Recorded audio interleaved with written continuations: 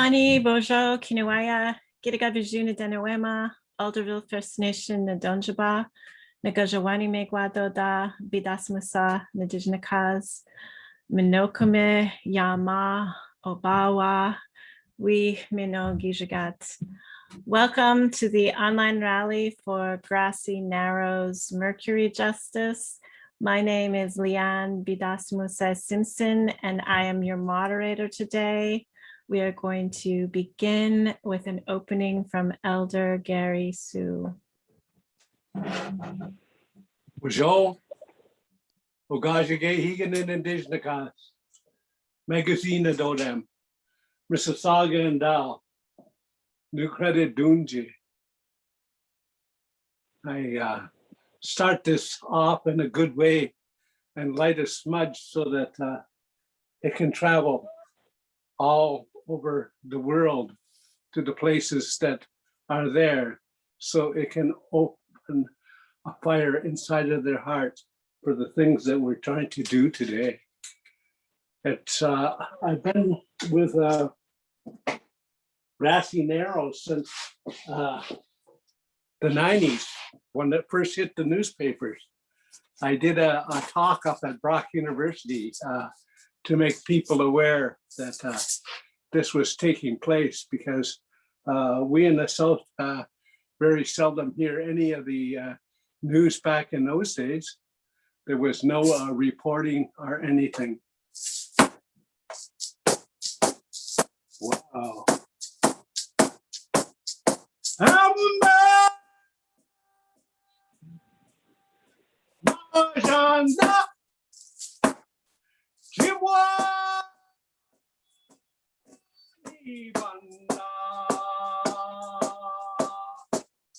Up in the gate,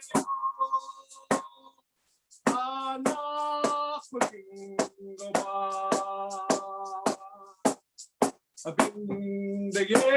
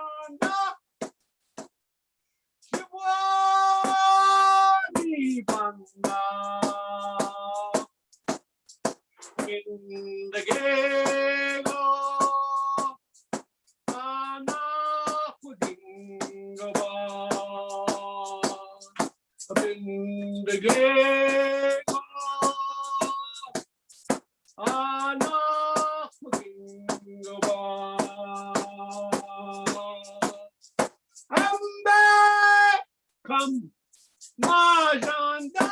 Let's go over there.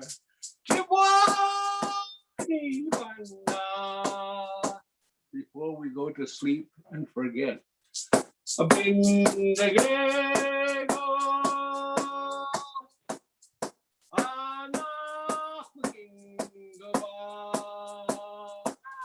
fire has been lit.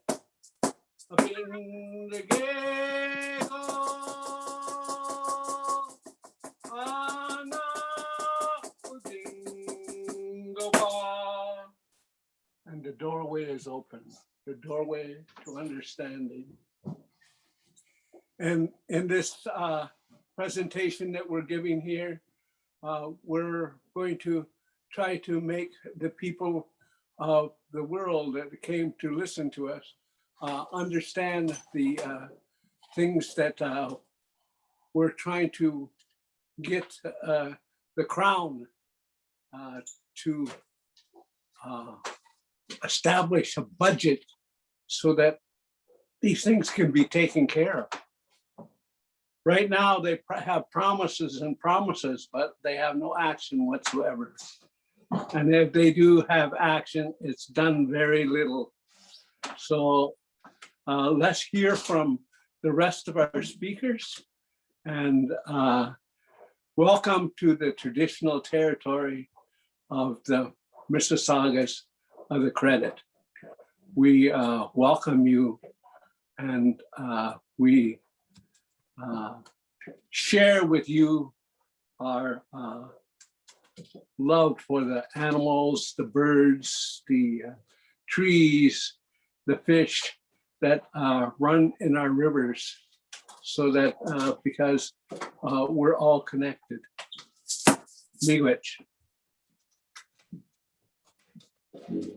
Miigwech, Gitchi Anishinabek, Gary Sue. Thank you for sharing the prophecy song.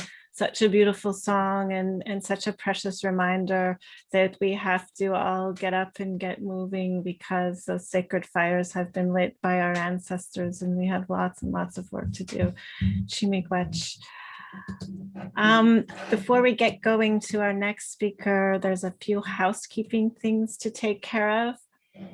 During this meeting, participants will not be able to unmute themselves or to use the chat, but the organizers have thought of lots of ways for you to participate by showing your signs, phone zapping decision makers, and more. If you need technical assistance or have a question for anybody, please message one of our technical support co-hosts. Their on-screen name is technical support, so they should be easy to find. I really appreciate you all joining us for this event and to show your support and solidarity with the generations of Anishinaabe from Grassy Narrows and from other communities along the English Wabagon River system in defending their homelands from exploitation. Our next speaker today is Chief Randy Fobister from Grassy Narrows. Ogima Fobister has served his community through many terms on council as deputy chief and now as chief. He has been a long advocate for Mercury justice, clean water, and healthy forests for Grassy Narrows for over a decade, as have the ones who have come before him and as the ones that are yet to be born. Chief Randy Fobister.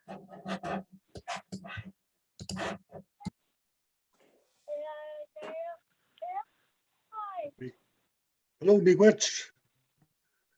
Can you hear me? Miigwech. Miigwech for the Miigwech for this rally that's happening again. It's been happening for every year already. Miigwech for the organizers. I also like to acknowledge the elder opening. That's always a good. That's the way we need to do, you know, these special meetings or special events. An elder needs to, you know, do their opening. And I'd also like to acknowledge the Mississaugas, Toronto. You know, thank you for letting our people in your area, you know, having these rallies in the past. Miigwech for doing that for us. We've always like the way the river flows. It flows from, you know, it flows in every way. It comes from it comes from somewhere, and it leads to somewhere. So same with our relations. You know, we are, you know, somewhat distinct. It's through blood. It's through blood and through the air is how we are connected. You know, the river was used to what my what my grandma used to talk about, the river was always used to travel, to visit other communities, all across the region. They would share stories, they would share medicines, and they would, travel to get information. And that's how it was for many, many decades or thousands of years. That's how it was. That's how the people lived, and that's what the river. That's what the river is there for. It's to connect.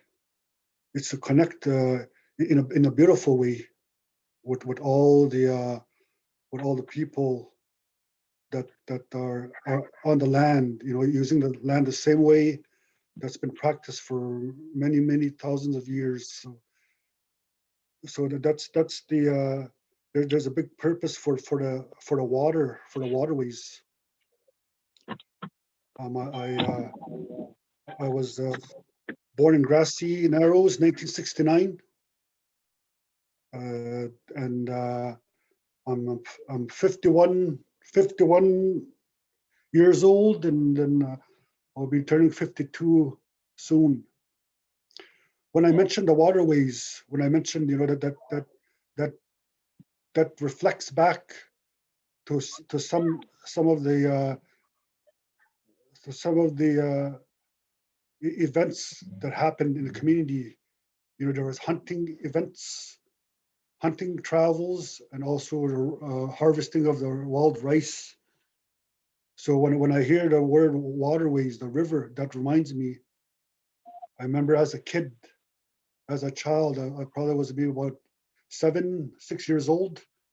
My grandma, my mother, my grandpa, my dad, my sisters, we all traveled to go get rice. And we went there. We went out for a week. Then each time, we travel, we paddle for a while. I enjoyed the scenery. There's lily pads. So sometimes I see a fish. Then I point out it was actually a lot of fun. But while my grandma, my grandpa did the hard work paddling. Paddling upstream to get to the camping spot. And once in a while, we'd stop by and we'd have tea. They would boil tea. Would have lunch. Then I would play around on the shoreline. And my grandma would say, she was very protective of us, her grandkids. She was very protective. Watch. She would say, be careful. Don't go close to the water. There's a slippery area there. You might slide in. Respect the water. It's gonna hurt you. Papayanak, wewene. That means take it easy. Respect the water. Then I kept playing around. Then one time I slipped. I slipped right in the water. My shoes touched the slippery part. It's a green part by the edge of the rock, and I slipped right in the water. I remember my grandma jumping. She must have been about, maybe I would say 50 at the time, 50 years old. But I remember seeing her jumping. She was what they were preparing when they were preparing the food. She got really worried, but she helped me up, and she was, I think, for the emotion, she was, she did raise her voice. Shkena. That's Shkena means, do you see now? Do you see what I mean? You gotta watch. You gotta watch how you go around about the land. You gotta respect the land. And she told me, if you're alone, what would have happened? You know, that she gave me a good lesson there. You know, but after that, my grandpa, my grandpa, he got a pail. You know, they didn't prepare the tea yet, but I remember he would just dip the pail in the water, and just put it over the fire. That's how clean the river was at the time, where you could just get the water from the river without having to worry about it. But that was it always sticks to my mind, when we talk about the rivers, how it's supposed to be, how it's supposed to protect us, how it's supposed to serve us, in terms of where we want to go, and and how where we're on. We eat fish from the river, so the river has a big purpose. It's a very integral part of everybody in our lives. When we want to get to places, and also to drink from it. Without water, or we would die of thirst, and uh, and that's what it is today. With all this pollution that's been happening. See, at that time, you know, the part of the river where we're at, was they're like different river systems, and these river systems, these little creeks go into the main river, which is the Wabagoon River, which is where the pollution flows through from the east, from the Dryden paper mill. That it eventually goes downriver. Then we're in the middle part. Our community is in the middle part of the river. Then it goes downstream to our neighbors, Wapsamunk First Nation. But we're in the middle. But we also have other communities upriver that pass through: Wabaskong, Wabagoon, Eagle Lake First Nations. So that river flows through. And at that time, back in the years I mentioned, the age I was, I didn't know the main river was already poisoned. I was born at a time, or a lot of us were born at a time where we didn't know the river was already poisoned. But my grandma, when she tells her story, she goes back into the 40s, and she mentions, when they used to when they would travel by canoe, she would just dip her hand in the water and just drink, as they got thirsty. That's how clean the river was at the time. It was so pure, you could just dip your hand, as you're paddling, and just keep on going.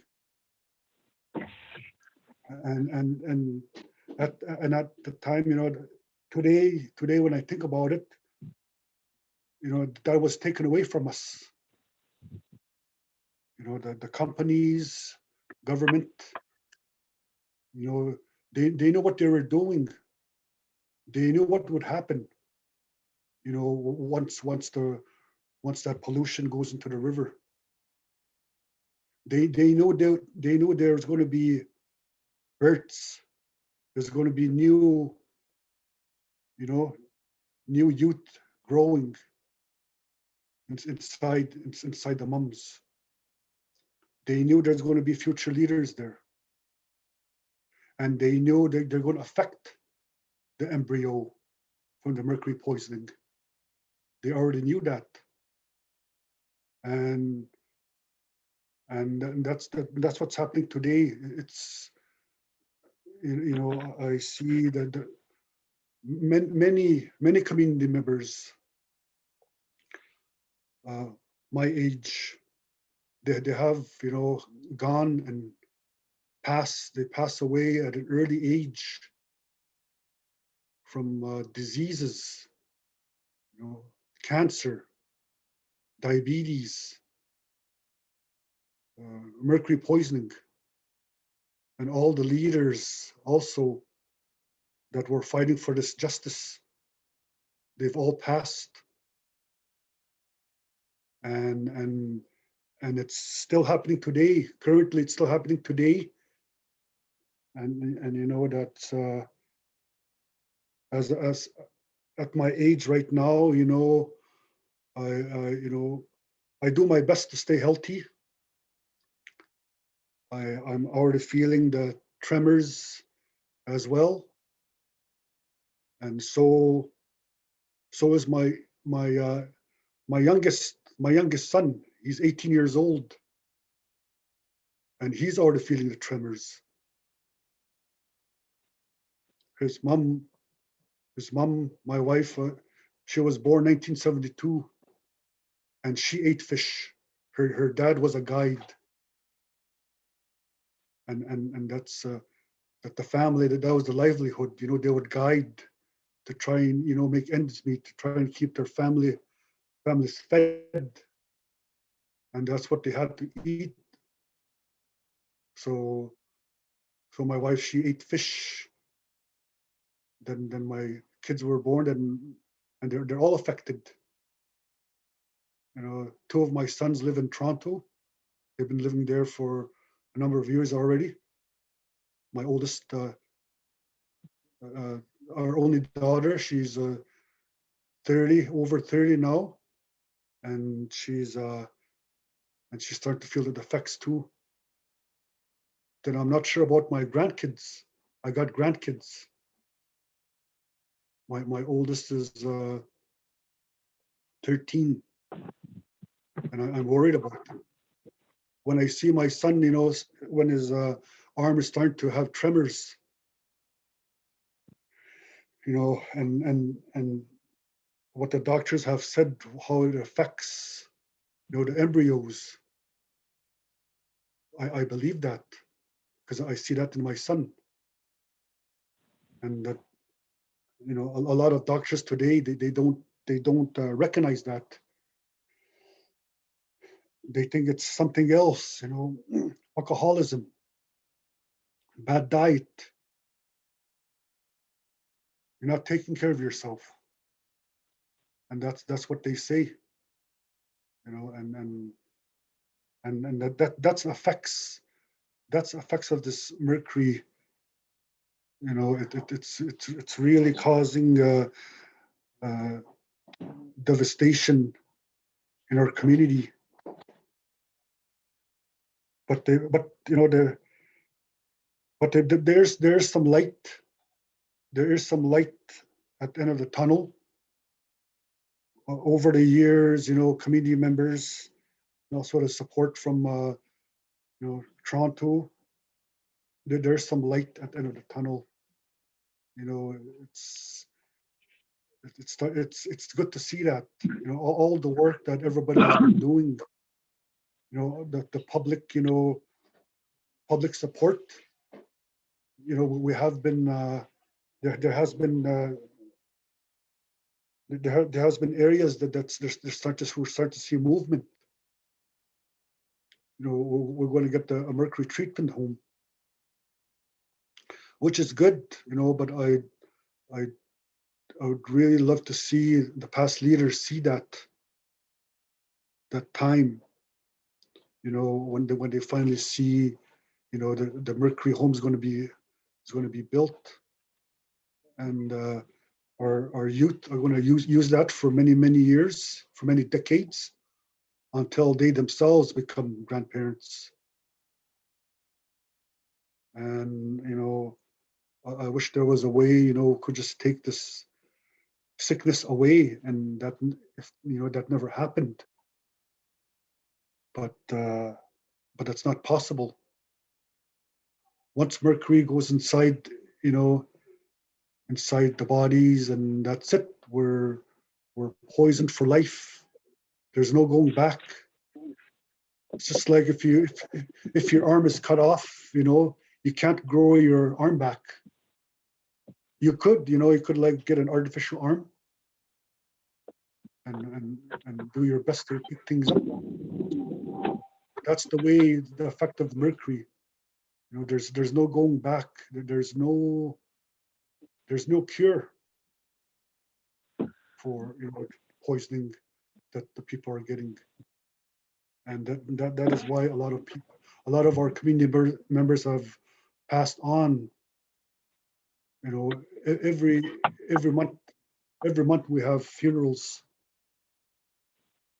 maybe two at a time. An elder, a young person. That always happens. For the past many years, that's been happening.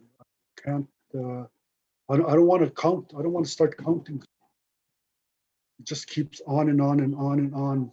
There's no beginning when to start grieving, and there's no end where we can slow down the where we can slow down the grieving. It just keeps on and on, and that's what's happening in Grassy Narrows. Because there's a lot of damage that was done by the government, and still happening. It's still happening today. Although there was a different there was a company, the Reed company at the time, that was involved in that poisoning of the river. But now there's a new company.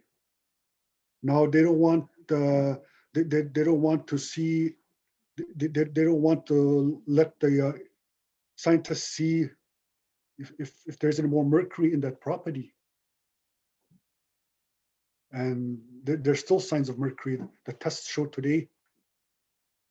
Now, the government doesn't want to let our scientists go in there to find, where the mercury is coming from.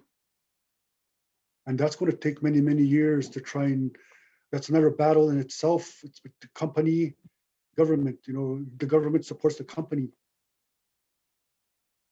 Here we're trying to clear up here we're trying to clean up the river, but they don't want to help. Where's this mercury coming from? Then, and some say, what's the use of trying to clean up the river? Then we could clean it up, but then the company will poison it again. They'll just keep adding. So it's still happening today. That's but what makes it stronger is the public's, the people's support.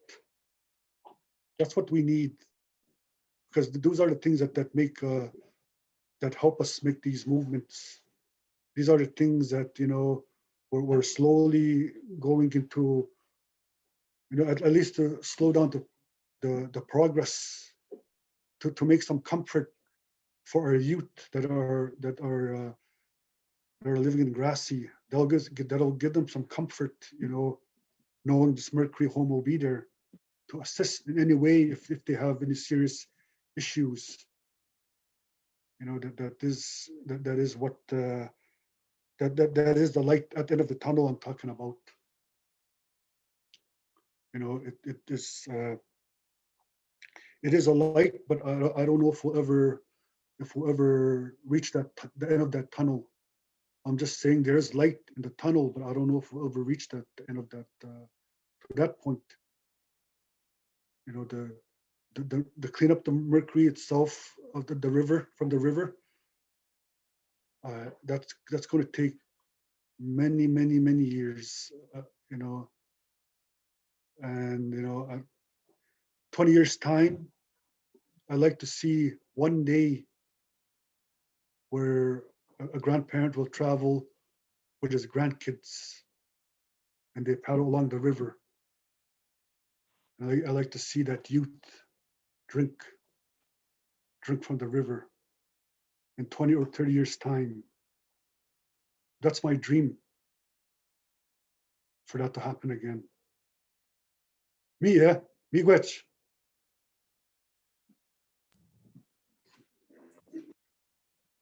Miigwech, Gima, those were really, really powerful and beautiful words. Miigwech for reminding us that our rivers are so precious and they're supposed to connect us to the fish and the Minoman and the plant and animal nations, and they're supposed to connect us to each other. I loved hearing those old words, wewene. I loved hearing shkena. And I really, really am going to hold your dream for the future of having the youth be able to travel down the river with their grandparents or their elders and be able to drink out of that water. Once again, I'm going to hold that close to my heart. Thank you also for reminding us the importance of getting the public on board and the importance of public support for Grassy Narrows. Miigwech. Miigwech. Our next speaker is a powerful Kwe. Chrissy Isaac is a Grassy Narrows mother and a longtime land defender. Chrissy was one of the initiators of the Slant Lake blockade in 2002, which is now Canada's longest running logging blockade. Chrissy is also a singer, an artist, a mentor, a community worker, and an educator. Chrissy? Bonjour. Shaunon Nutinekwe Dijnikal Pishututem. I'm Chrissy Isaac, formerly Chrissy Swain. I'm gonna start off with singing a song, and yeah, I'm kind of rusty, but I'm gonna give it my best.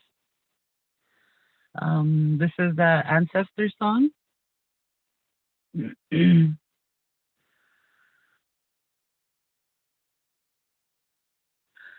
Ya hey ya hey ya hey ya hey oh ya hey ya hey ya hey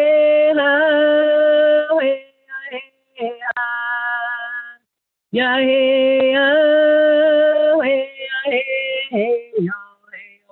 hey ya hey ya ya hey ha we hey ya ho yo hey ya hey yo dongeze anishena be miigwech manetu ya hey ha we hey ya ho yo hey ya hey ya hey ya hey ha ya hey ya hey ya hey ya hey ha ya hey ya hey ha hey ha ya hey ha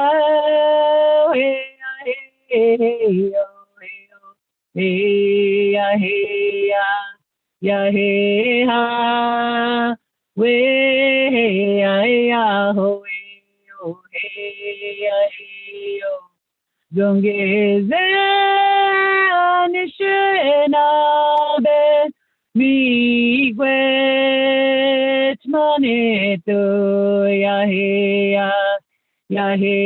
ha we hey ya ho yo hey yo ya hey ya hey ha ya hey yo ya hey ya hey ha ya hey ya hey ha hey ha ya hey ha hey ya he ha, we he ya ho he ya he yo.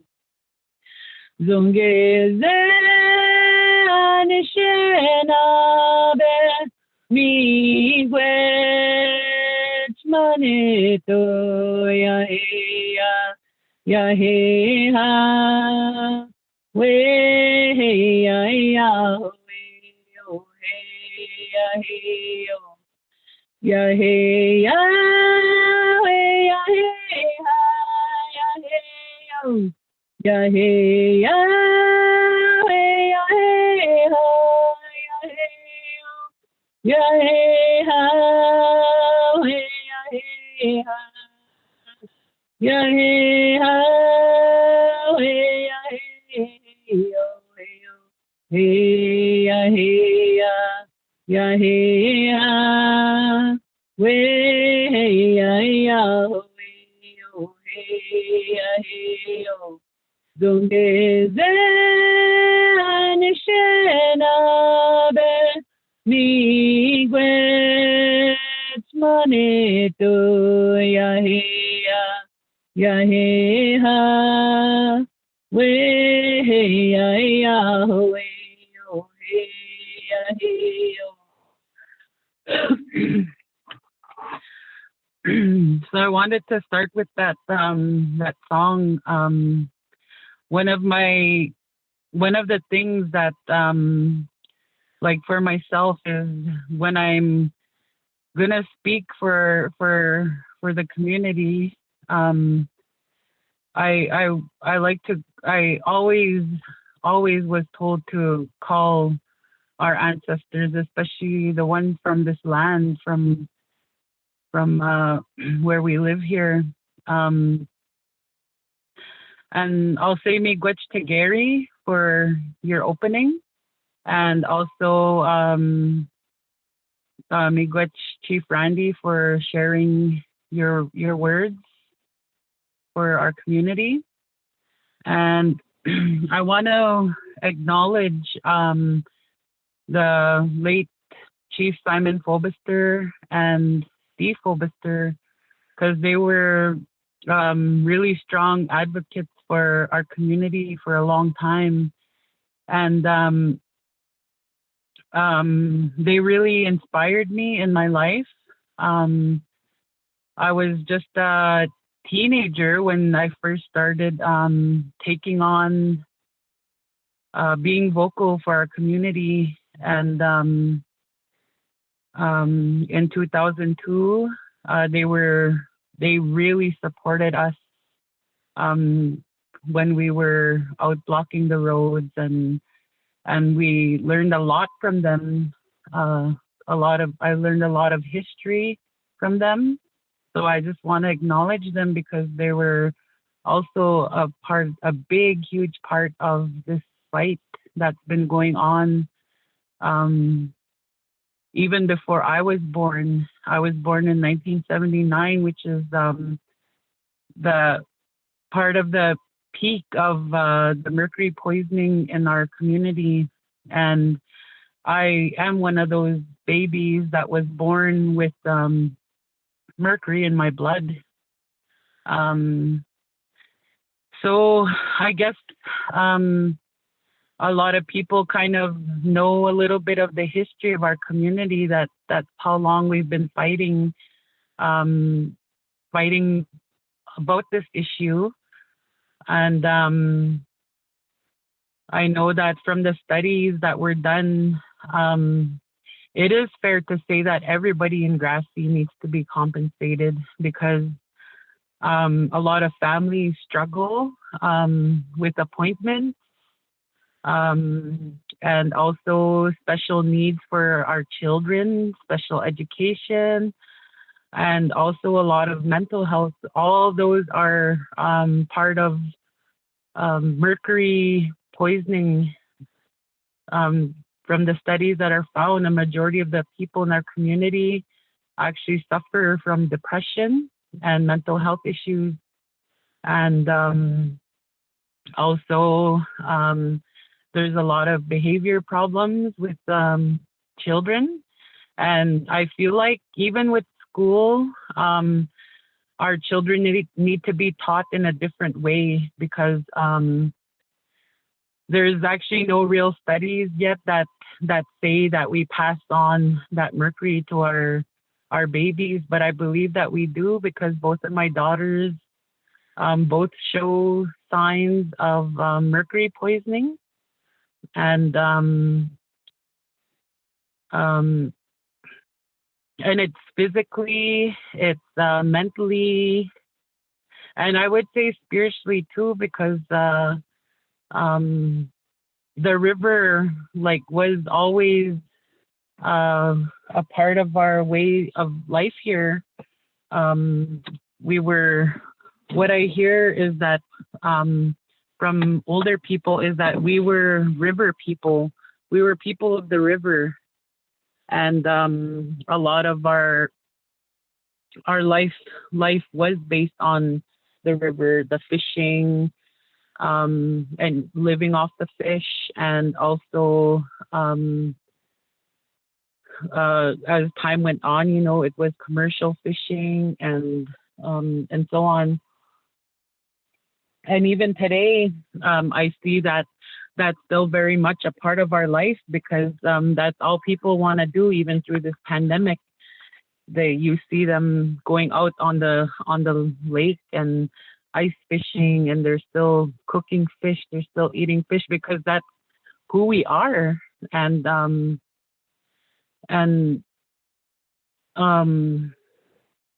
I don't think that's going to be something that will ever disappear from us because it's in our blood, it's in our genes. And so I know even though for myself, being born with mercury in my blood, I for the first time tried to apply for a mercury disability. I was denied, but some of the things that I actually go through is I have a hard time opening jars. I have like I'm starting to have a lot of nerve damage in my body, and I kind of noticed that it was like it's progressive. So and I see that in a lot of people that are my age, that I know one of the symptoms of mercury poisoning is also aging early. And I see that a lot of younger people that are actually going through that. And then with the kids, it's like learning disabilities, behavior problems. There's a lot of depression. We actually have a high rate of people with suicide tendencies, and people that are depressed or have anxiety, and it's all about how the mercury affects the brain. So I guess that's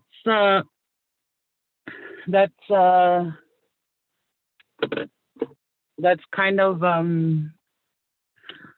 that's my reasons for supporting and saying that everybody in Grassy needs to be compensated, and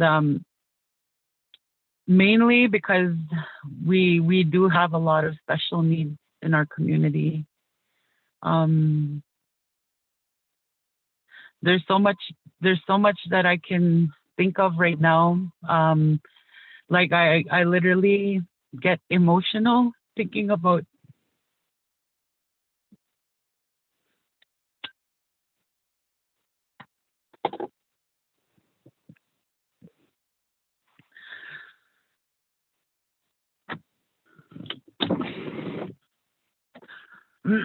I love my community, and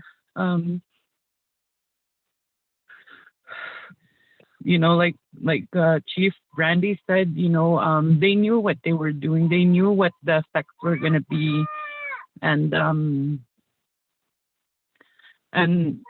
now we have to live it. And I have that same dream, is that one day, like my great grandkids, I'm a grandmother now, and when they have kids, that's my dream, is that that they can be on the river, they could have the fish and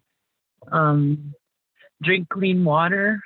My grandkids, I have a 4-year-old and a 1-year-old, and both of them only know bottled water. And, you know, I'm 40 years old, and I remember being able to drink water from the lake. You know, that's what our children are adapting to, is that the tap water is not good. The lake is not good, you know. And yet when I was a kid, without really being educated about, you know, the mercury poisoning, I still swam in the water. I still drank the water right from the lake. And but now, you know, our children are so educated that our water is sick, and they know that it's not safe. So, you know, things got to change. It's already been, you know, way over 40 years, and we need that help. So I would just say, you know, keep supporting, help put pressure on the government that all of Grassy needs to be compensated, that Mercury Home needs to be built now, and that we need clean water. We need our river to be clean for our future generations.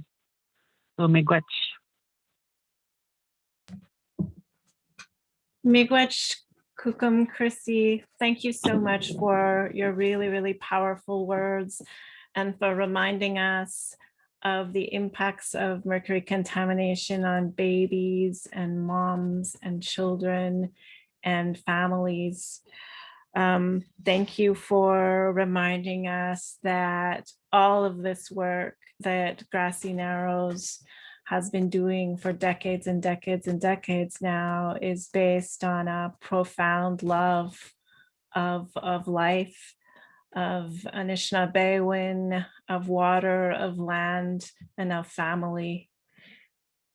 I'm going to really remember that dream that you have echoed about your grandchildren being able to drink the water from the lake. And I hope that all of our grandchildren, of everyone on this call, can drink water out of our lakes in 30 years, because that is a good and healthy thing to do. So miigwech so much for your words today. Miigwech.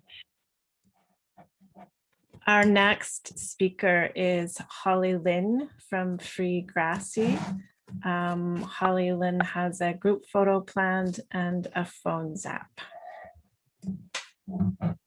Hello, everybody. Thank you for being here, and extremely powerful speeches that we've already heard. Before we get started with the group photo, we just wanted to hear from folks about where they're from. So if the tech team doing the screen could put up the slide. If you are joining on your computer, especially, if you can go to www.menti.com. You can do this even if you're viewing it on Facebook or on the website, this rally, and enter the code 34303253. You can let us know where it is you're joining us from today. We had registrants from all over the world, in fact. So we'd love to see who made it today and who's here. So we'll just give folks a second to do that. And then next, we're going to be doing a group photo. So if folks can, once you've done that, I'm going to give you another minute or two to go there and do that. Let us know where you're coming from.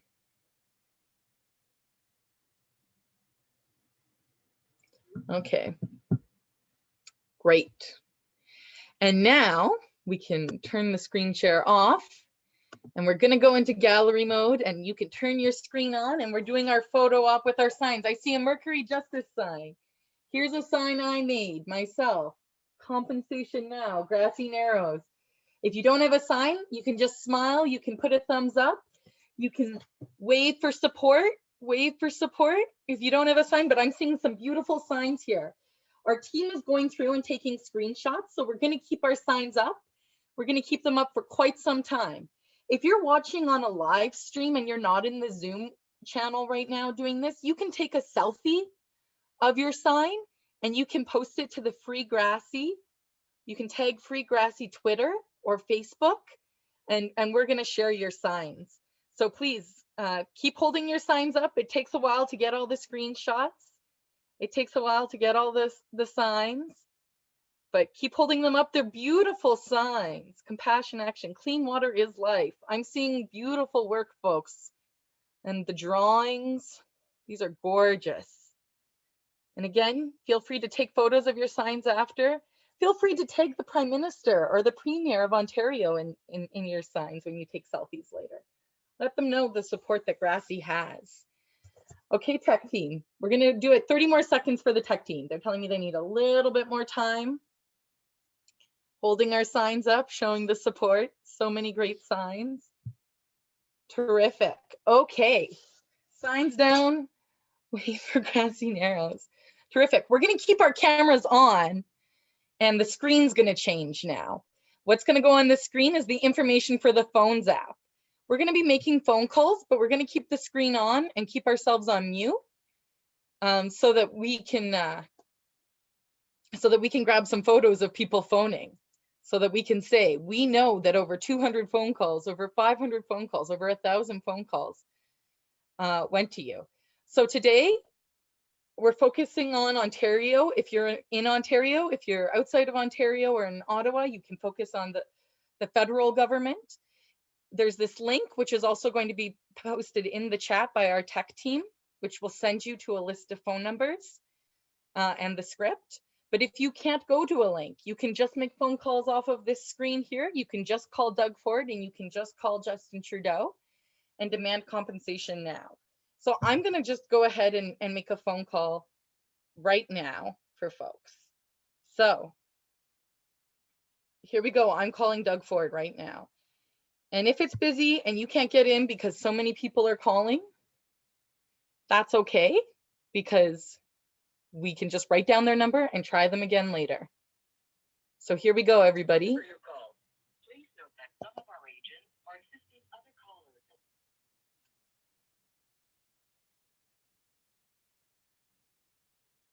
Okay. I'm getting an answering service.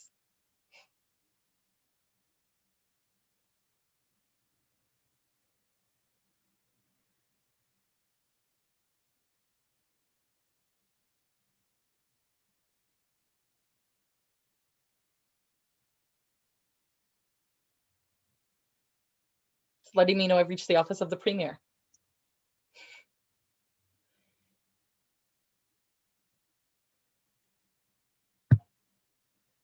I'm pressing 1 for English.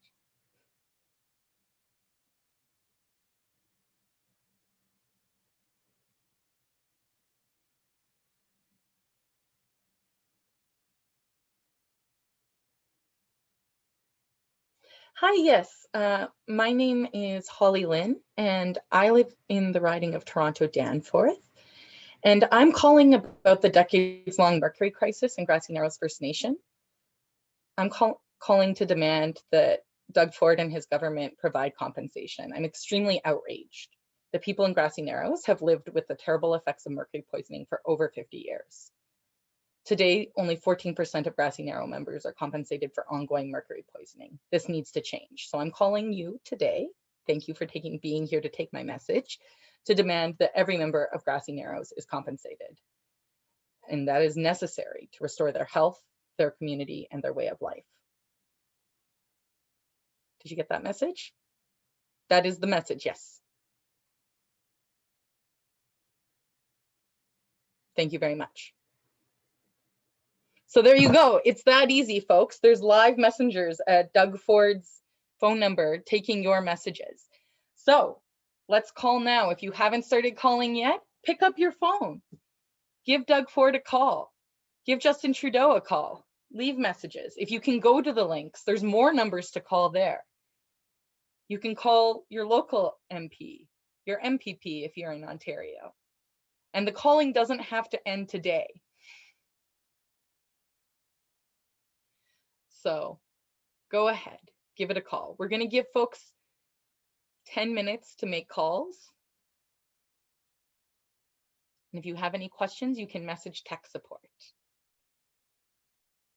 If you don't like the message on the screen, you have something else in your heart you want to share, please let your heart guide you.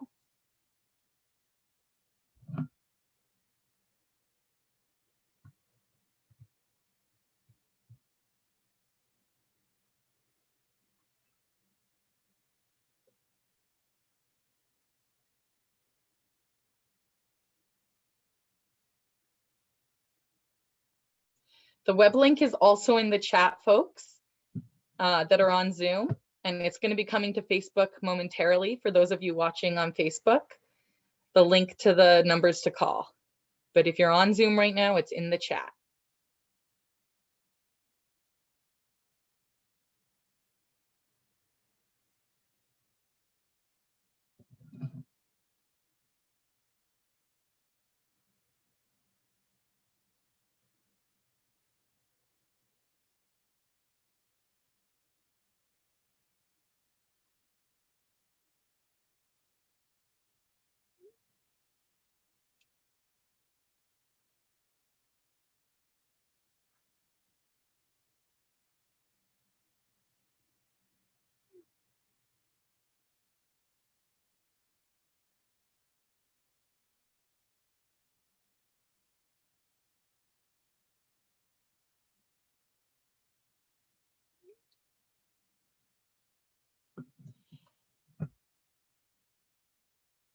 If any of these numbers don't work, you can't get through, it's because so many of us are calling at once.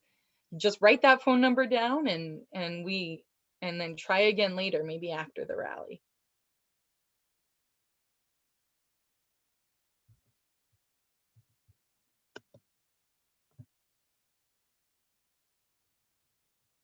I see so many folks making wonderful phone calls.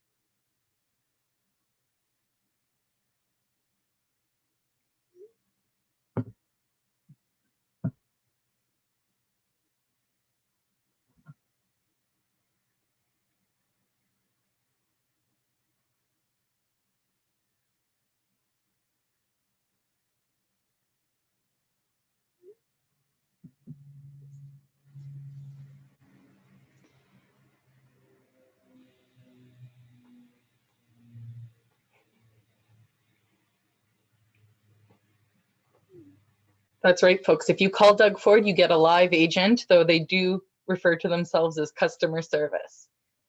We're not customers, we are the people. You can make sure to let them know that too.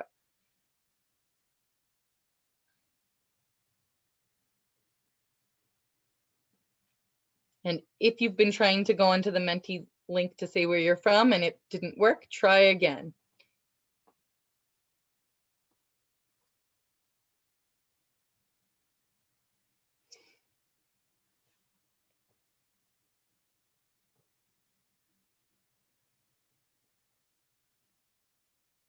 All right, we're doing 2-minute warning on phone calls, folks. 2 more minutes of phoning.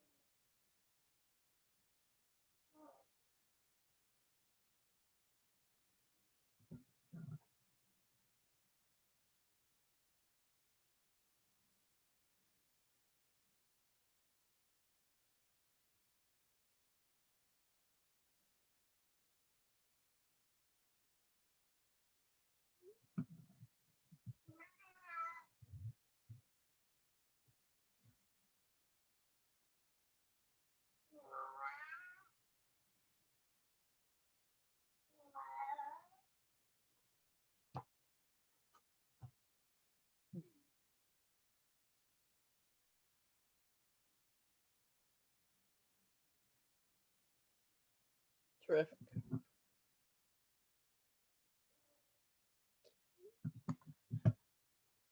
Okay, folks, we're going to wrap up any calls we're on. Thank you all for your amazing calling. I know that we got to the point where the Premier's live messaging system wasn't even able to keep up, so that's a victory for us. And keep calling after this rally is done, I say. Thank you.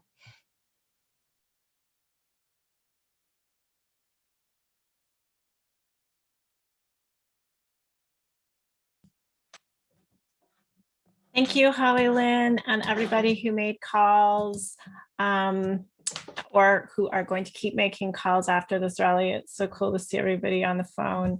Miigwech for that. Our next speaker is Tanya Talaga. Tanya is an award-winning writer, author of 7 Fallen Feathers and All of Our Relations. Her roots are in the Fort William First Nation, and you might know her as a journalist with the Toronto Star who covered stories about Grassy Narrows for many years. She is also the president of an Indigenous storytelling production company called Makwa Creative, and she has a new documentary film that I heard is amazing called Mash Kawi Manado B'Madazwin, Spirit to Soar. Anin Tanya. You, Miigwech, Leanne, for that beautiful introduction. I'm going to introduce myself and say a few words of thank you. Kamusko Pimojisha Pineshish Nigis Nikas Makwadodum. My name is Tanya Talaga, and I am speaking to you today from Takaranto, the traditional territory of the Mississaugas of the Credit, the Haudenosaunee, and the Huron-Wendat. I would like to start by saying miigwech to Elder Gary Sue for starting us off in a good way. That was beautiful to hear from you today. Miigwech to Chrissy Isaac for your powerful, powerful words. And to Chief Randy Fobister, to everyone who invited me here today, I want to say miigwech, I'm very honored to be here and to join in this most important rally. You know, my mother's family comes from the traditional territory of Fort William First Nation, but more specifically, my mom comes from a place on Turtle Island near to where all of the waters split, a place where the waters on Turtle Island begin to flow either north to James Bay to the Arctic Circle, or the waters begin to flow south to the city. This is called the Arctic watershed. This place of where the rivers, the streams, and the lakes turn is very, very special. I take a lot of comfort from this place when I'm there. My mom grew up in Graham. She grew up in Wraith. I like to think that we're neighbors. I have to admit, I do not know much about the intricacies of our suffering Aki, our suffering earth. I don't know much about the science behind water management, of how come some water is so polluted and others so clean. But I have to tell you that I do know what I hear and what I experience, and that I have been gifted from stories from communities, from people, many people on this call, people who have trusted their stories with me. I am forever grateful for this, and I know being able to tell these stories is a great honor. I want to talk today, I want to talk about water through the lens that I see it, through the lens of the need for our people constantly needing access to clean drinking water. This is a basic human right. And for us, for the Anishinaabe, it's so important that we be protectors of the water. We come from water. We are water. We have a connection to the water, the land, the animals. Everything is connected. We believe in the continuum of life, the circle of life. For us, this is a sacred responsibility. And so it particularly hurts when we see that those who have signed the treaties with the government of Canada, with the Crown, the province of Ontario, those that have signed the treaties with us, treaties that are legal documents, nation to nation agreements, they need to be upheld. And for so long, they have been ignored. They have not been respected. Our nation to nation agreements have been treated like they are not the laws of the land, but they are. And you know, when I talk about access to water, to clean water, my mind goes towards our teachings. My mind goes towards the 7 grandfather teachings and how Canada could learn from them. Those teachings are love, bravery, respect, wisdom, humility, truth. The last of those teachings is honesty.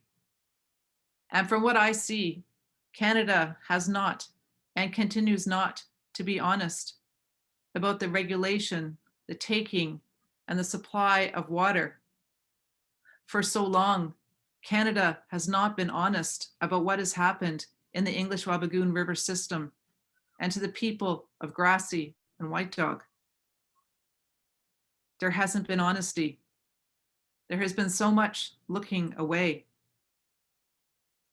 I have written stories about the taking, the polluting of our water for more than 2 decades.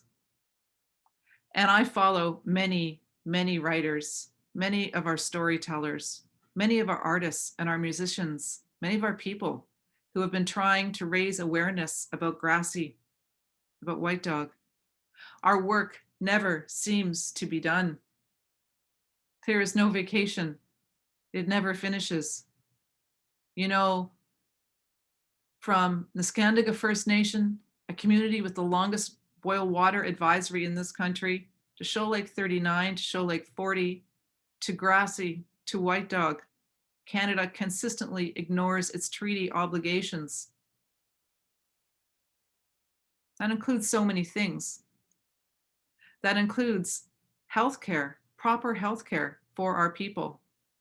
Not a 2-tiered healthcare system, as what we've seen the people of Grassy, as what we've seen in Kenora and Sioux Lookout, and many of our communities that do not have access to doctors and to nurses, to clinics that are properly stocked and run. And there's no access to clean water. How can you have a medical clinic? How do we have these 2 tiers of healthcare system in this country we call Canada, a country revered the world over for its universal healthcare? I think about all of these things, and I think about the people of Grassy, and I think about what has happened to the English Wabigoon River system. And I think that this is one of the most despicable, shocking, deliberate acts, poisoning of the water. And I think of the healthcare system that's in place now. And I think of Chief Bobister's words too, about how he sees a light and that maybe there's a light there at the end of that tunnel. And maybe that light will include the fact that a clinic will be built. Hopefully a clinic will be built very soon for the people of Grassy. All of our people need access to doctors, to nurses, to medicine, to water, clean water. When I think of all of these things, I wanted to also remember today someone who inspired me and someone who I first met 11 years ago in Takaranto at the Steelworkers Hall in downtown. I first met Simon Fobister there. You know, I met Simon there. I met Judy De Silva, who we're going to hear from later on. I met so many children. I met so many people from Grassy. And I continue to see them. I continue to see them at rallies. We continue to gather. And the day that we were remembering Simon Fobister, I remember we were back in that hall that I first met him in 11 years ago. It was about 2 years ago now, almost 2 years ago, that we all gathered again to celebrate Simon's life and to contemplate, to think about yet again the injustice that took his life from him and that has cost so many in our communities. So much loss due to the mercury poisoning that it truly cannot be measured. Simon was 63, as you know, when he passed away from complications due to mercury poisoning and other health issues. You know, when we were gathered to remember him, I met his sons, Brian and Leroy. I met other members of Grassy. Judy was also there. And we remembered how much of a true champion he was and how he spent almost his entire life pushing governments and corporations to clean up the 10 tons of mercury dumped in the river system during the 1960s and the 1970s. Mercury does not disappear easily. It sits in the water where it is absorbed by fish, and then it's absorbed by people who eat the fish. It's absorbed by the animals who eat the fish. That's what poisoned Simon. And not just him. All 5 of his sons, and nearly almost everyone living at Grassy. They've been harmed by this mercury. They continue to be harmed by this mercury. You know, when I'm trying to describe this to people that don't know about Grassy, and for many years people didn't, there is more of an awareness now, but for so long people did not know. I would say to people, you know, imagine what it's like. Imagine living and getting your water from an area that is so toxic. It will affect you and generations of your family for so long with chronic degenerative impacts, tremors, slurred speech, impaired hearing, mental health issues. The list is endless. Listen to Chief Randy's words, to how he sees mercury poisoning in his 18-year-old son now, the beginnings of those effects. Listen to the powerful words of Chrissy Isaac, a mom and a grandma who was born with mercury in her blood, and how she sees it affects the generations down the line. She sees it in children, her children. She sees the behavioral issues. She sees the cognitive issues. She knows what poisoning does. She sees the mental health issues. Simon was a warrior for his community, pushing so hard in the later years of his life. He wanted that healthcare center so bad. He knew his people needed access to specialized medical treatment because this mercury toxicity was awful to live with. And it was not easy to travel to cities, travel to hospitals far away when you have so many nerve issues. I remember when we remembered Simon, it was such an emotional day. We watched a video of him, of his life. We all reminisced, and we also feasted. I remember sitting with Judy. I remember too the emotion in her face, the emotion we all felt after watching the video of Simon, a video made to educate others about Grassy's plight. And I remember when we talked, she was telling me that Ottawa's enthusiasm for Grassy seems to come and go with politicians who come in and out of Ottawa. Of course, the healthcare system The healthcare, the lack of healthcare is not the community's only concern. Cleanup of the water continues to be an issue. Yes, it's true.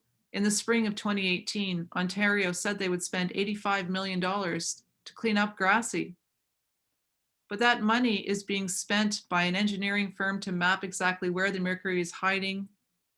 It's being used to get rid of the mercury, but it's also being used by the companies that are doing it. Money needs to go, compensation needs to go directly into the hands of the people who've experienced the poisoning. It needs to go into the hands of every single member of Grassy and their families who've been poisoned by the mercury for generations. It's not enough to just build a center. The people need to be compensated. We also must make sure funds are available so traditional livelihoods can be supported and restored. And that's going to take a lot, but it's needed. You know, Senator Murray Sinclair once said to me that we as Anishinaabe people, we cannot rely on governments or institutions, the good hearts of governments or institutions, to just wake up one day and change things. Governments will not wake up and suddenly make everything fair and do it quickly. No, we must rely on our teachings as Anishinaabe people and rely on ourselves to make that change. And the reality is, we cannot do it just by ourselves. We also need to motivate and move the Canadian people. They must stand behind us and help us with that change. We cannot wait on time. Time doesn't make everything better. We can't wait for the government to change their mind and get everything done, to get everything rolling. Time doesn't solve all wounds.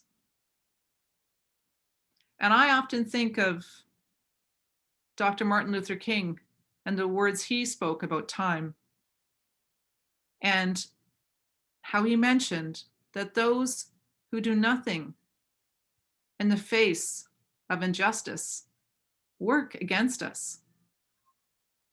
Waiting on time has been used by all of those who are indifferent, and this allows systemic racism, inertia to flourish in our governments and our institutions. The people that wait on time, the people who say, oh, well, that clinic will be built. It'll be built at one point. Oh, yes, things are going to change, but it'll happen. Change will happen slowly. That shows an indifference. An indifference, there's a violence to that indifference. The progress of our nations never happened because we sat around and waited for it. No, we've got to stand up and demand it. And the time is now. The time to help Grassy is now. Miigwech. Miigwech, Tanya. I'm so sorry for mispronouncing your name. I don't get out much.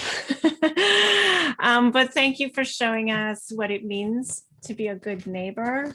And thank you for schooling Canada on how to be accountable to Grassy Narrows, to White Dog, to Wabscon, to all of the communities affected by this contamination. Miigwech.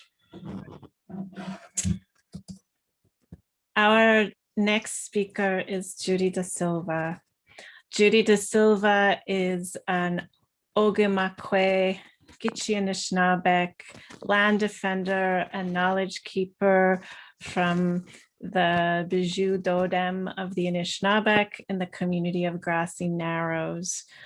Judy has been lovingly engaged in this resistance for her whole life. She carries with her the profound respect of people inside and outside of her community, and she's one of the wisest people I've ever met. Judy called my office 25 years ago when I was very young, working on Fort William First Nation, asking for help for Grassy Narrows.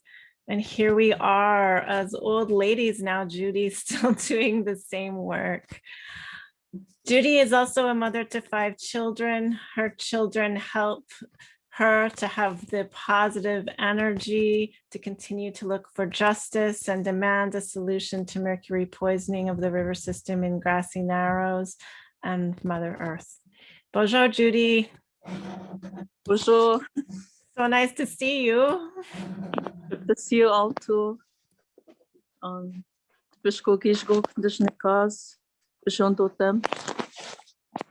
sitting here in the wigwam, and this is where the blockade started in 2002. But the work started way before for Grassy Narrows. It's like 1975. I think our people first went to Dryden with the Japanese people, and the people from Japan came to Grassy, and because they heard about the pollution, the mercury poisoning. And so it's a long time running of our people fighting for justice. And like Randy said, so many have passed away. And but we have new champions that are growing. Like if you go to YouTube and you go to Home to Me video and you listen to that song, it makes me cry each time that I listen to that song, and it touches my heart to see these young people that are, it's like you would say they're growing in a cesspool, but when you listen to their words, they say, but this is home to me, and I love my home. So like when you listen to that song, like it helps you see like how the people are so strong and resilient, and giving honor back to our people that have fought so long and so hard that it's ridiculous.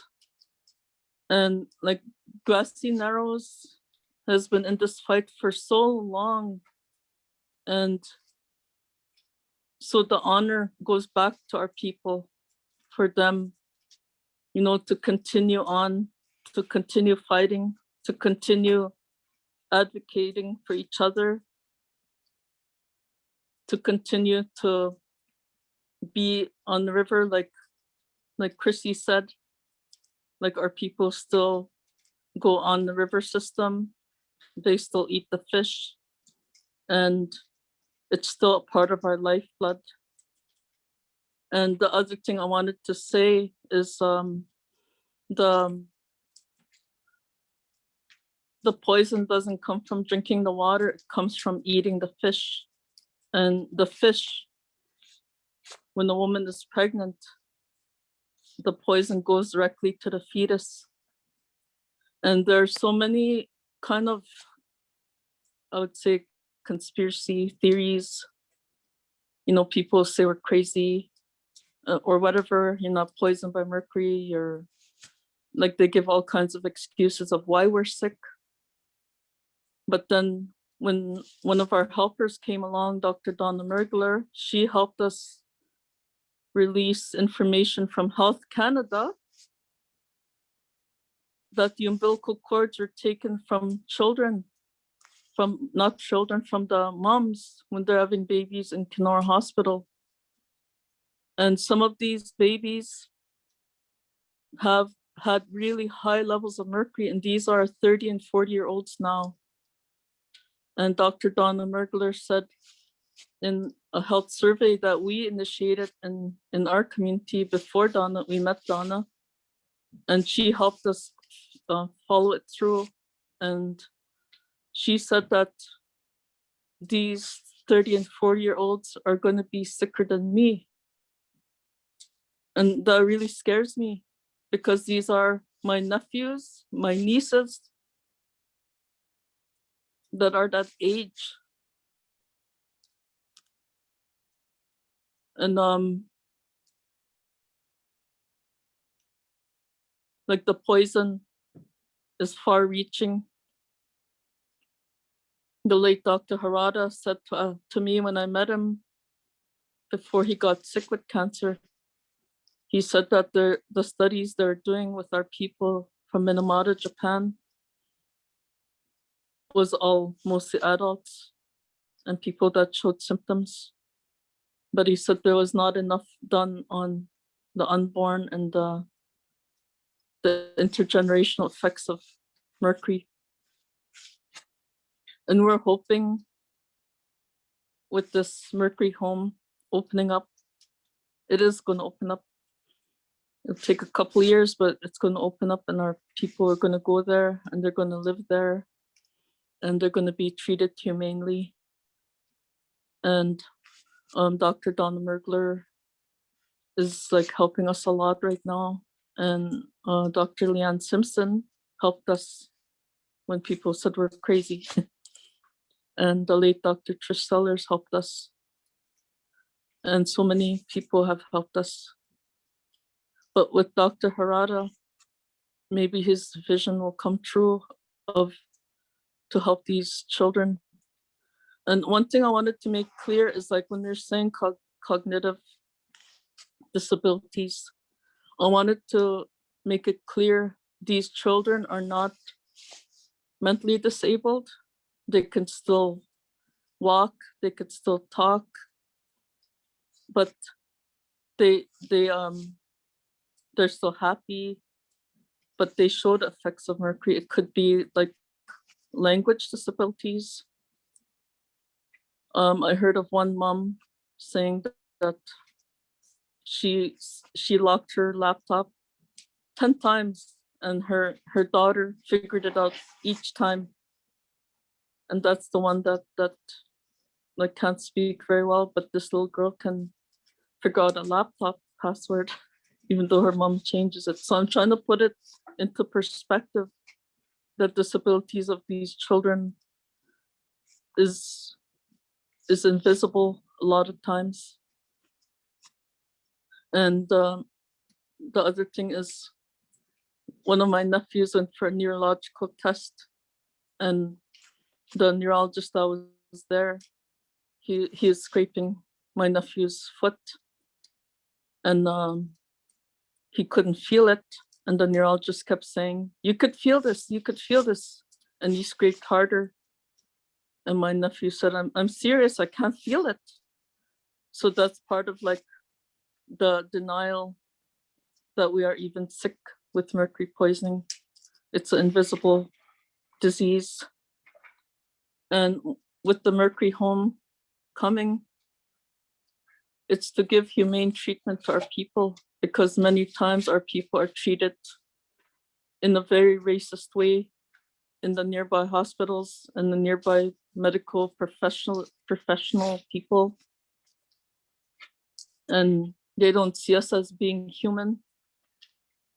And that's what this mercury home will give, is that humanity and the quality of life that our people so much deserve. And I wanted to say, like, for you people that join on this virtual rally, I thank you all from the bottom of my heart. And it's not over. And without you, we wouldn't be where we are now, because we need you. We are only 800 people. We're outnumbered by children and youth. So without your voice amplifying our small voice, we wouldn't be where we are now. And I wanted to give you that honor too. And as we get older in this fight, you know, like, teach your children, your relatives about us, because I know the fight is still going to be long. And I'll continue as long as I can. And I wish you the same, that you'll stand beside us. And hopefully in 2022, with this COVID, maybe it'll go down, that we'll have another River Run rally in Toronto, and we'll get to see you face to face. We'll get to meet you, and we'll bring our people there again to continue on this request for compensation for Grassy Narrows people. Miigwech.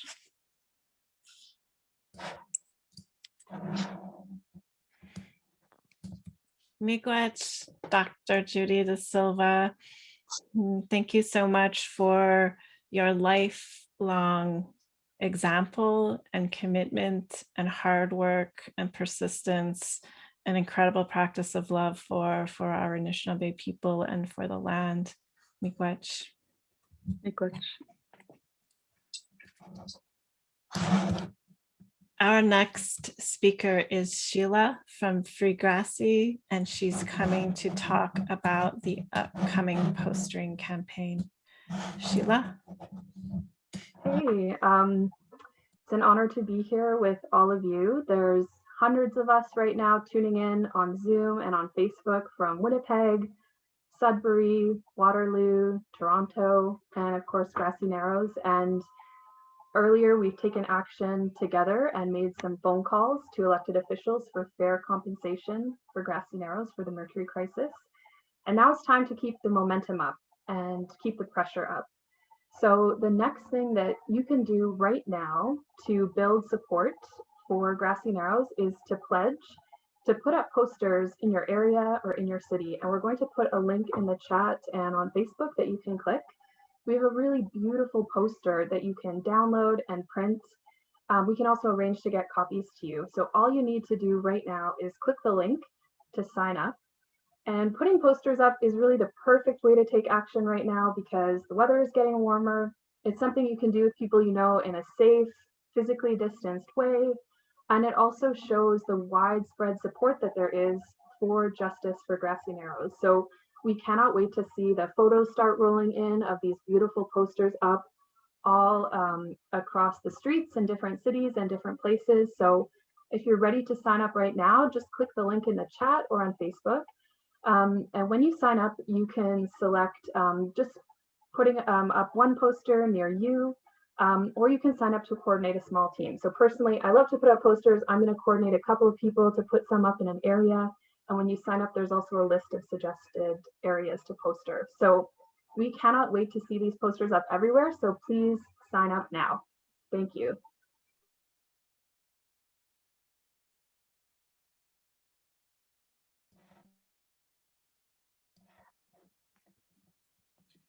Thank you, Sheila. Our next presenters are from the group Showing Up for Racial Justice.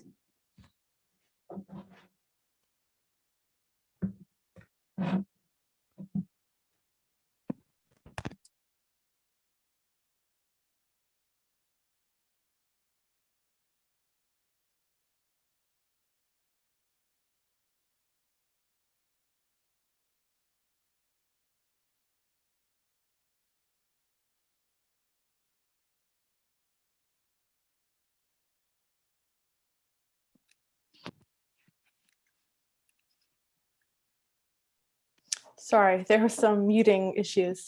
Thanks, everyone. My name is Scout. I'm a white settler of Ashkenazi Jewish ancestry from Eastern Europe. I just want to say a quick thank you to Leanne Simpson, Chief Fobister, Chrissy Isaacs, Tanya Talaga, Judy De Silva, Sheila. Thank you all for your powerful words and work. We're so privileged to be hearing from you today. I'm joining everyone today from Takaranto, and on this land, I'm guided by my responsibilities as a settler through the Turo Wampum, and I want to acknowledge the current stewards of this land, the Mississaugas of the Credit. I am here today as a member of SURGE, Showing Up for Racial Justice, Toronto. I'm going to talk a little bit about resource redistribution to support the next Free Grassy River Run, which is usually, not during COVID, an annual event in which Grassy Narrows youth travel thousands of kilometers to Toronto to demand justice for the community. So Moving money is not always viewed as a super exciting or important way to show up. So I encourage everyone to stick with me here, both on the webinar and on the live stream. Sometimes we know that money can bring up shame, fears of scarcity, discomfort. So I encourage you to sit with it if it comes up. For those of us who are settlers on this call, our access to accumulated wealth and resources and land is directly tied to colonial violence, land theft, and systemic racism against Indigenous people. And so while moving money is not the only way to tangibly act in solidarity with grassroots organizing, and I hope that everyone does get to make their phone calls to Ford and Trudeau. It feels really good to leave an angry voicemail. We do know that shifting money can also mean shifting power. So today, we're not going to move money as charity for Grassy Narrows, but as solidarity. So I'm honored to be taking part in this event in particular, as this year it falls on the same weekend as the beginning of Passover, one of my favorite Jewish holidays. In case some of you have not seen the Rugrats Passover episode in the 90s, Passover is the telling of a story of liberation, and it has some very useful lessons for us today. On this holiday, we remember the enslavement of the Hebrews in Mitzrayim, or Egypt, by the Pharaoh. Mitzrayim is a Hebrew word which translates to a narrow place, a place where it is challenging for one to live and thrive. In many ways, the story of Passover, of the Exodus, is a story of rebellion, of having the courage to imagine freedom and of taking risks to win that freedom. We see this exemplified with the people and the youth of Grassy Narrows. Some Jewish scholars also argue that Passover symbols and rituals extend beyond the physical and historical, and also reference spiritual, emotional, and psychological blocks to freedom as well. The Passover rituals encourage Jewish people to consider our own history of suffering, but they also direct us to reflect on the ways in which we're complicit in the suffering of others. So I take this opportunity to consider, as Tanya Talagas mentioned, the mercury poisoning of Grassy Narrows isn't an issue that we must all fight, and we must reflect on what is at stake for our collective humanity if we do nothing. One of my favorite approaches to Passover comes through the Jewish Voice for Peace Haggadah, which really connects Passover to struggles of liberation for Palestinians, Indigenous people here, and Black people across the world. It also reminds me of a story that I love, which is before the 8th and 9th plagues, Pharaoh got desperate and tried to pit the people against one another, saying he would let the men go free, but leave the rest of the people enslaved.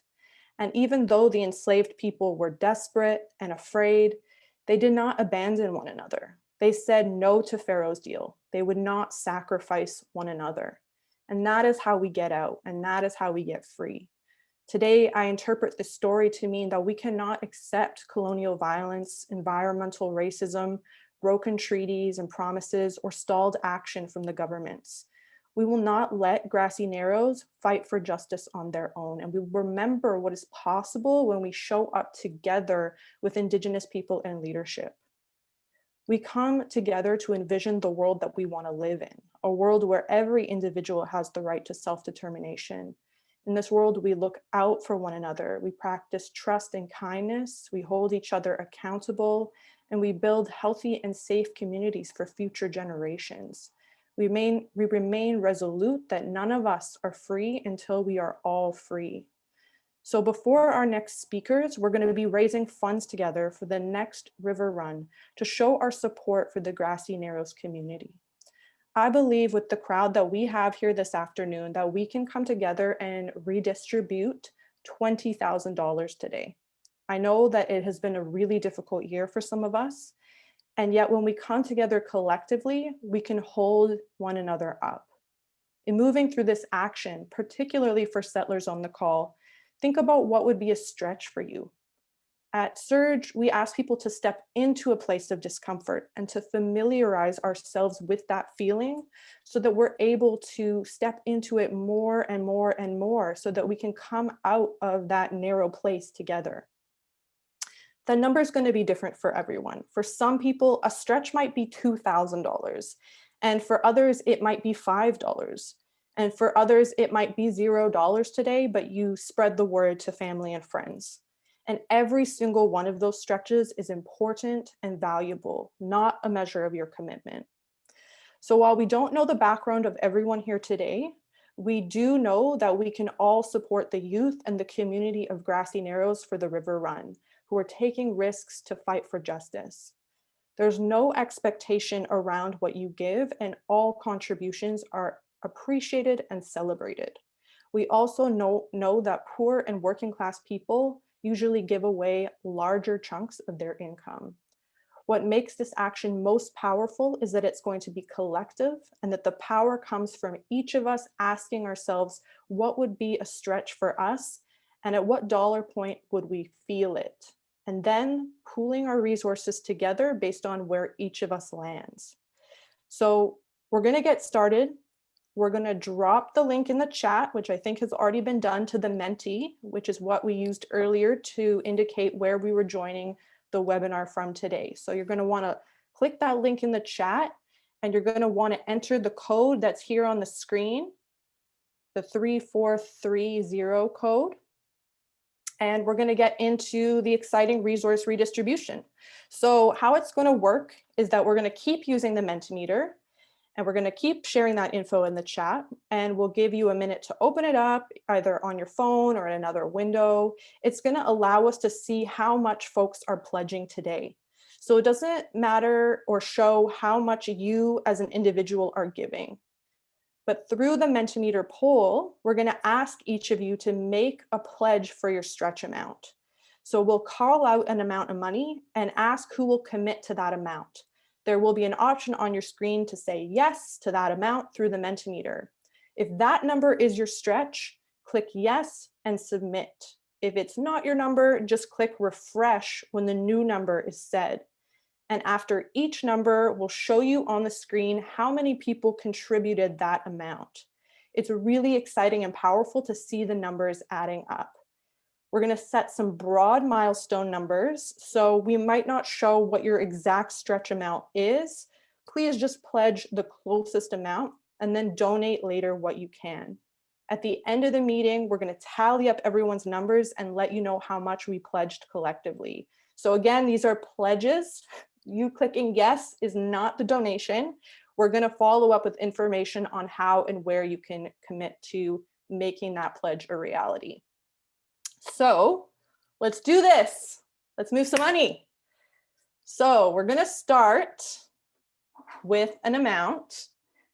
Who here can pledge $5,000 today? So we're going to ask folks to think about what is your stretch amount.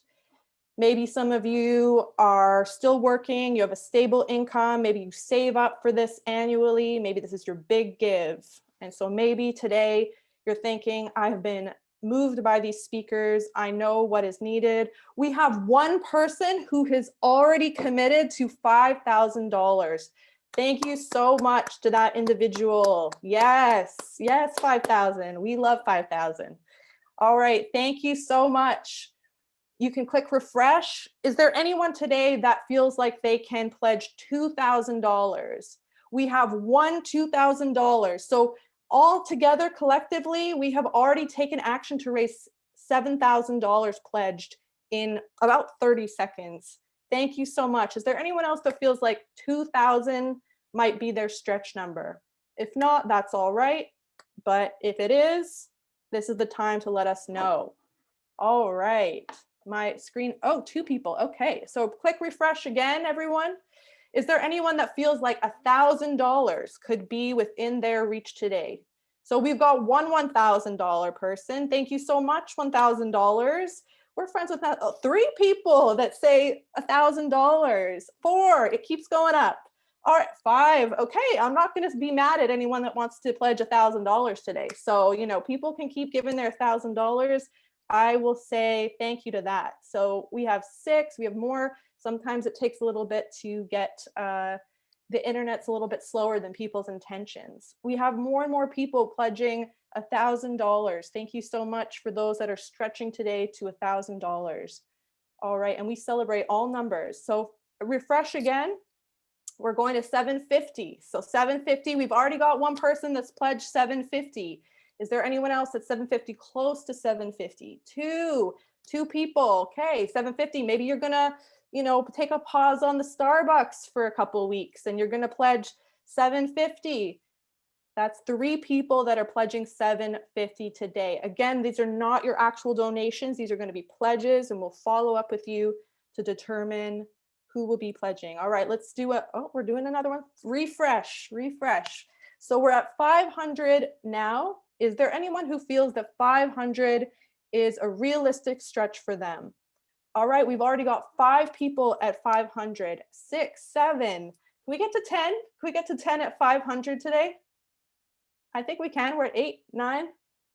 One more. Oh, we went over the 10. All right. This is great. So thank you so much to those at 500. I'm going to leave it just to see if there's any more that come through. Just a little pause. People are thinking about it. 13. All right.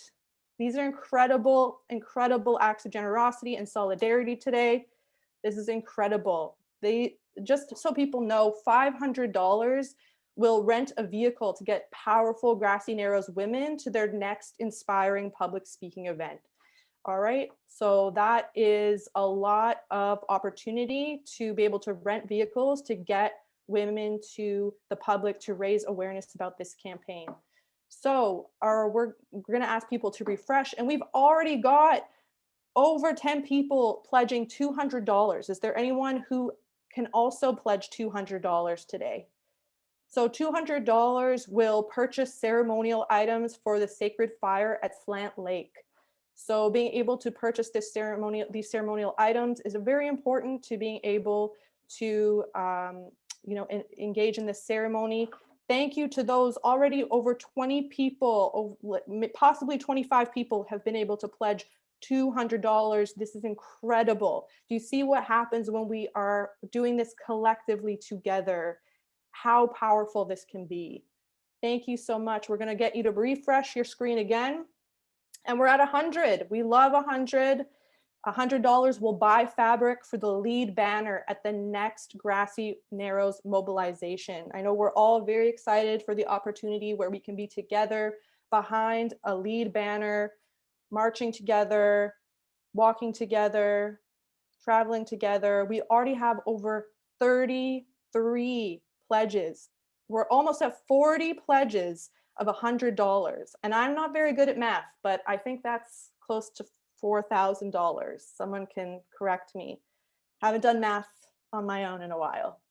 We might almost be at 50 pledges for $100. So that is incredible collective action. Thank you so much to everyone who's pledging. Refresh again, and we're at $50. $50 is a great number. It's solid. We've already got 5 people that are donating. We're already at 10. We're continuing to go up. We're continuing to go up. And don't forget, everyone, we will follow up with the information around how you can actually follow through on these donations. I can't even keep up with the $50 pledges. Thank you to everyone that is pledging. All of these pledges are powerful. $50 will help feed a Grassy Narrows land user as they travel to the legislature to raise their voice in the next river run. So ensuring that youth have nourishing meals along the way. All Grassy Narrows community members who want to participate are nourished, are fed, and are able to continue on their journey. We have over 30 people that are pledging $50. Thank you so much to everyone. And we're going to refresh again. And we're at $20 now. $20 is a very important pledge. I hope that we can get a lot of folks that are able to give $20. If you think about it, that's less than $1 a day for the month. So I really, love the $20 because it's accessible for a lot more folks, and it makes a big difference when it's all put together. So it is continuing to go up. This is so exciting to see. Are we going to get over 10? Over 10 pledgers for $20? Oh yes, we got over 10. That's incredible. So it might be that you have a couple less coffees this week. You know, maybe you're not gonna have a meal out this week. That $20 can be very, very, very powerful with all the other $20 donators. All right, and just for the sake of time, we'll refresh one more time. And $10. Is there anyone that's able to give $10 today? Please pledge away on the Menti. You can also chat and let the folks know your pledges, the tech support folks. If you don't feel like you can use the Menti, we're going to see a lot of people shooting up with this $10. If you haven't donated already, maybe this is an opportunity for you to do so. All right, we've got a couple $10 pledges there. Thank you so much to $10. We love all of our $10 pledgers. All right, it's continuing to go up. All right. We've already got $40 pledged right there. $50 right there. So it continues to go up. Thank you to everyone who has pledged. And if you haven't used the Menti to pledge, there's still opportunities to give and follow through in your donations. We'll keep that information up. We have $60 already, and we will be following up this pledging cycle with all the information that you need in order to make good on those pledges. We've heard from incredible speakers today about the power of collective action, of community action, and how important it is to support the Grassy Narrows youth in the River Run. So we will follow up also with information in an email around how you can donate. And I'm going to throw it back to Leanne. Thank you so much, everyone. Thanks for your solidarity. Miigwech Scout, I'm not super good at math, but I think we're up around $35,000. So that's amazing. That's so generous. Thank you so much to everybody who was able to contribute.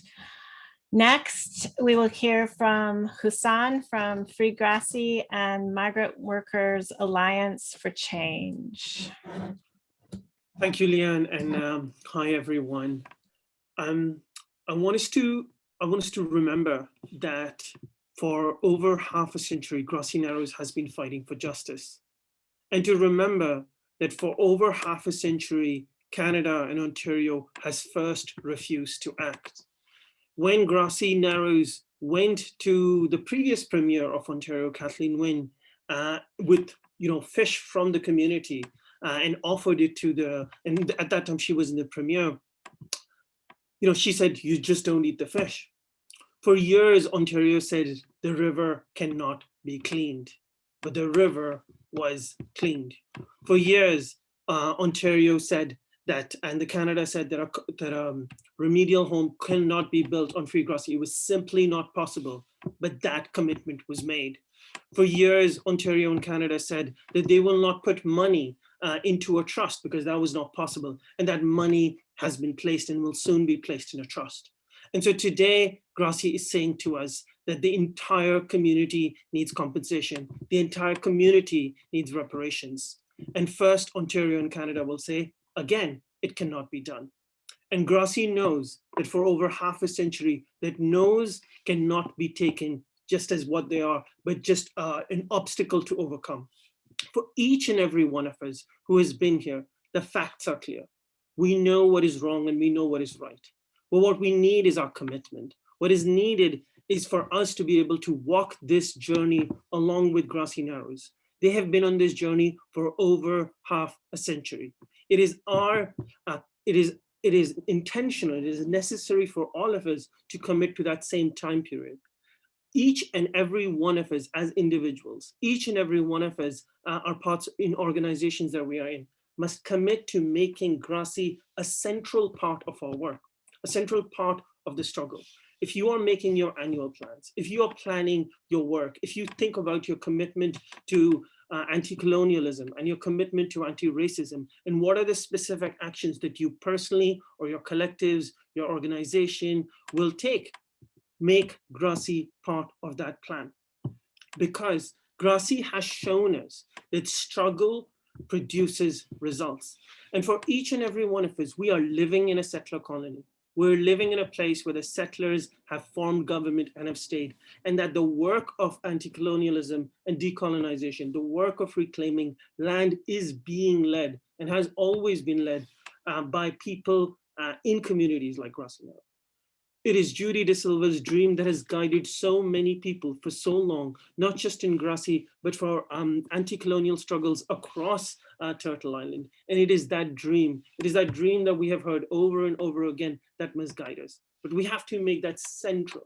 We cannot walk away.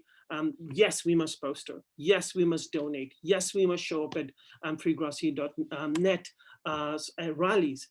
And we must make sure that we make this central part of the struggle. A new call has been made today, a call that has not been made before, a call that they will say no to. And it is our collective strength that behind Grassy that will make sure it wins it. So go home today, talk to your friends, talk to your neighbors, talk to your family members, tell them to get ready. A call has been made, now we must act. Thank you.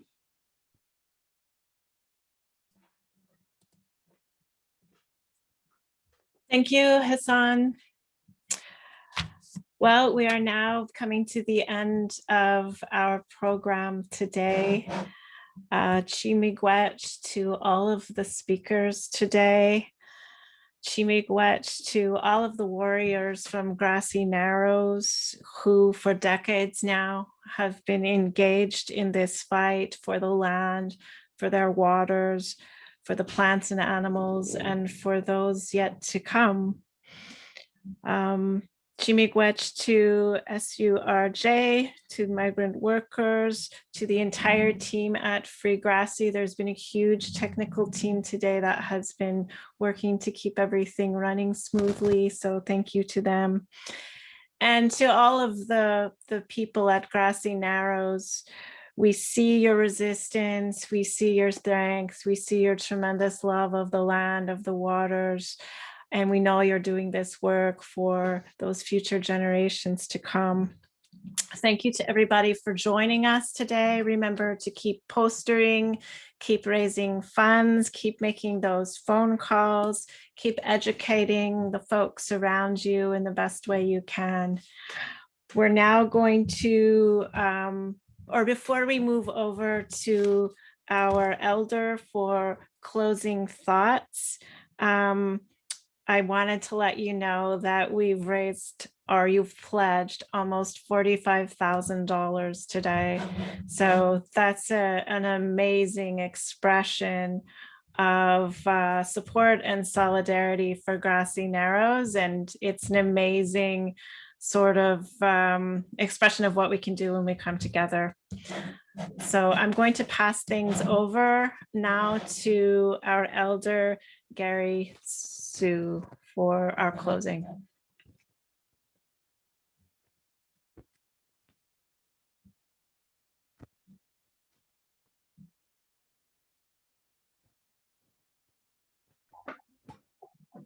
You might need to unmute yourself, Gary.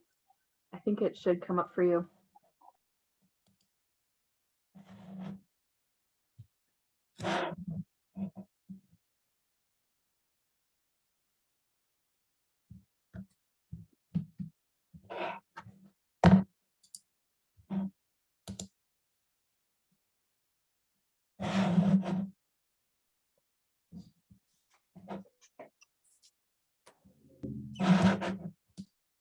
Bonjour. We've had an amazing bunch of speakers today, and our task is to get the rest of Canada motivated so that we can get things moving. And this song that I'm singing is from Whitefish Bay. but I always call it my canoe song, and it's especially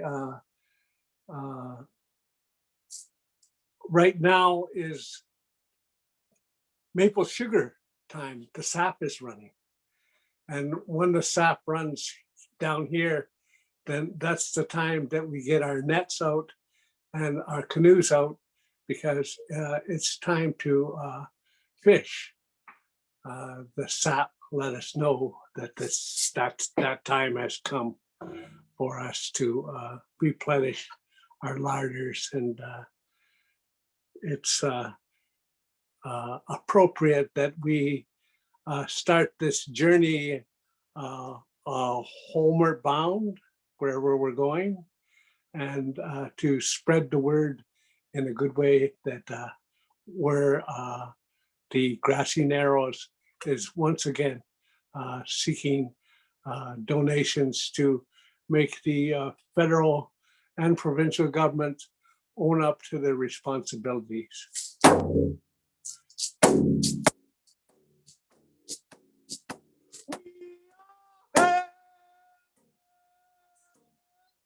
Well, way high, high, well, way up, way high, high, well, way up, way high, high, well, way up, way high, high, well, way. Oh, way, oh, way, oh, way, oh.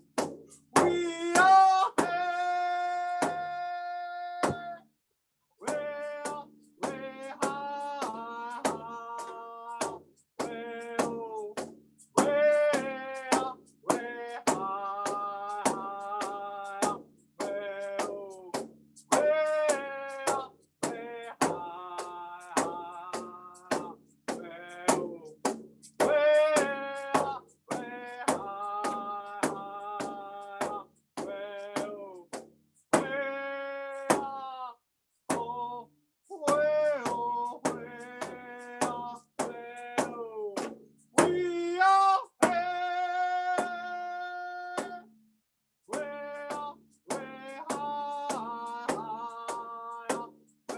oh, way up, way high, high.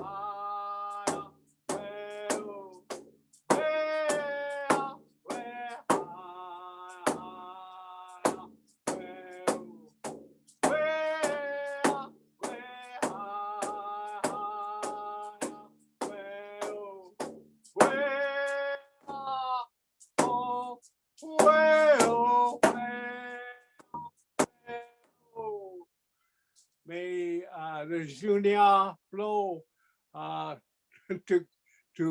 Kiwetanong, that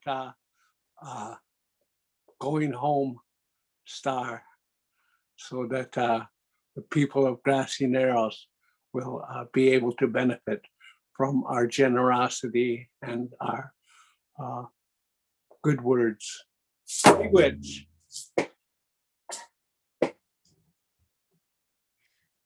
Miigwech, Gary. For those of you who have donated or pledged money, don't forget to actually donate the money. Check out freegrassy.net and keep checking for updates. Thank you to everyone to be here. And this has been a wonderful afternoon. I hope that your families are safe and well, and we'll see you again. Bye now. Gawabmin, bama api. Wow.